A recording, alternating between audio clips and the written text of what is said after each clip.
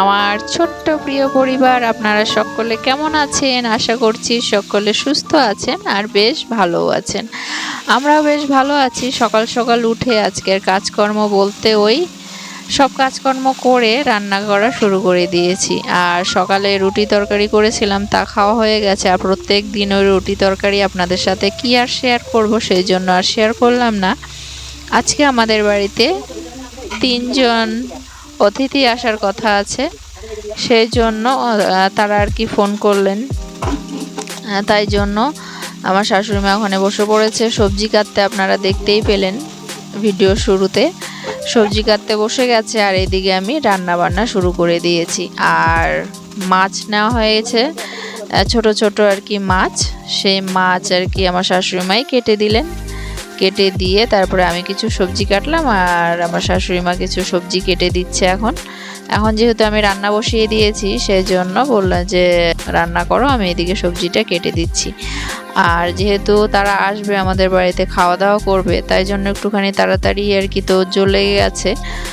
তাই জন্য তাড়াতাড়ি করছি আর কি। ওইদিকে কাজগুলো তাড়াতাড়ি গুছিয়ে রাখলে পরে বেশ ভালো হয়। ওই লোকজন চলে আসলে তারপরে তাদের সামনে কাজকর্ম করা বিশেষ ভালো দেখায় না আর কি, ভালো লাগে না।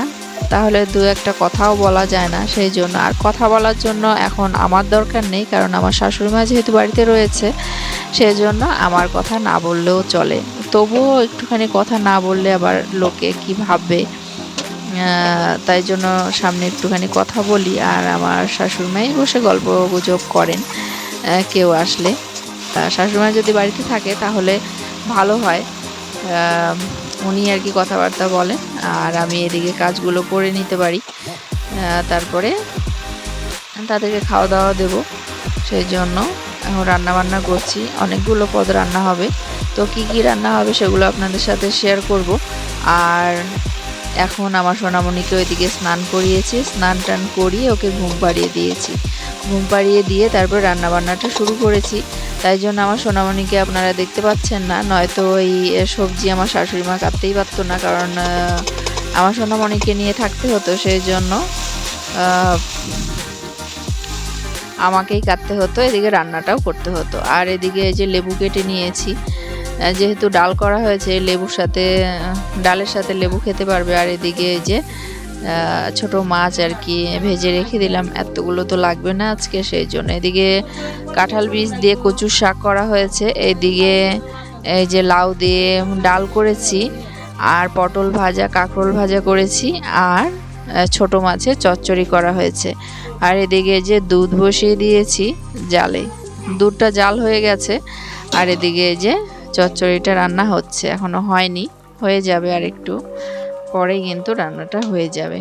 তো এই দেখুন, এই যে চচ্চড়ি রান্না করা হয়েছে, ওই হালকা একটু ঝোল ঝোল করা হয়েছে, আর একটুখানি বড় বড় যেগুলো মাছ ছিল সেগুলো দিয়ে আর কি রান্না করা হয়েছে। তো রান্না বান্না ওইদিকে সব কিছু হয়ে গেছে, ওদের আসতে একটু দেরি হয়েছে।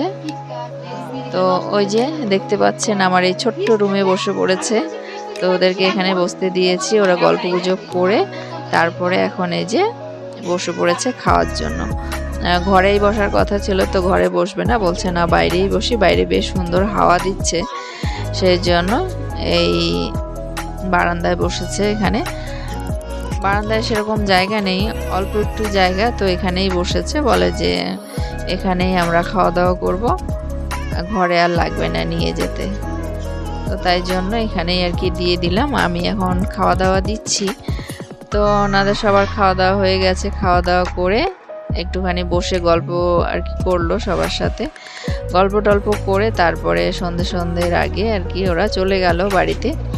তো আমি ভাবলাম যে এদিকে বিছানা চাদরটা আর কি তুলতে চাই, কিন্তু সকালের দিকটায় এত কাজ থাকে, তো কাজের চাপে আর সকালবেলাটা বিছানা চাদর পাল্টানোই হয় না। তো ভাবলাম যে আজকে বিকেলের দিকেই বিছানা চাদরটা পাল্টে নিই, যেহেতু ওই যে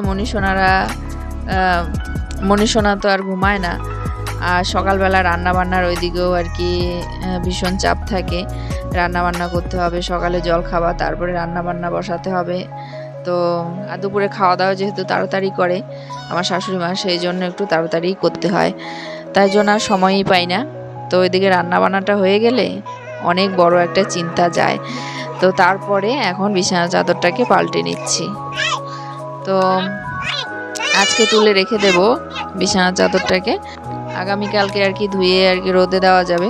আগামীকালকে ধুয়ে কেচে রোদে দেব, তাহলে শুকিয়ে যাবে, বেশ সুবিধে হবে। নয়তো ওই যেদিন আর কি বিছানা চাদর আজকে তুলে রাখলাম বিকেলের দিকে, তাহলে সুবিধে হয়, সকাল সকাল আর কি ধুয়ে দিতে পারবো। আর এদিকে আমার মনুষোনা কি হয়েছে জানি না, আমার উপরে প্রচণ্ড রেগে গেছে, আমাকে মারছে। আপনারা দেখতেই পাচ্ছেন যে আমাকে কিভাবে মারলো।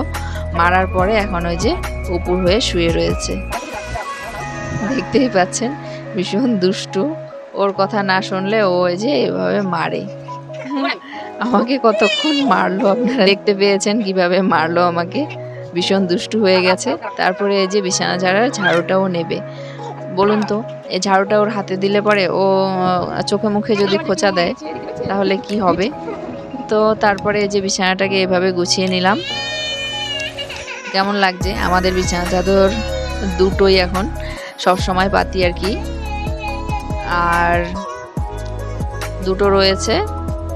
ওটা কোনো অনুষ্ঠান কোনো কিছু বাড়িতে যদি কোনো অনুষ্ঠান করা হয় তাহলে আর কি পাতি, বাড়িতে কোনো অনুষ্ঠান হলে পাতা হয়, তো তাই জন্য সেগুলো তুলে রাখা হয়েছে।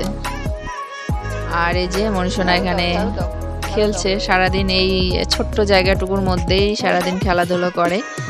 আর বাইরে যাওয়ার তো বাইরে খেলার জায়গাও নেই, সেই জন্য বাইরে যেতেও পারে না।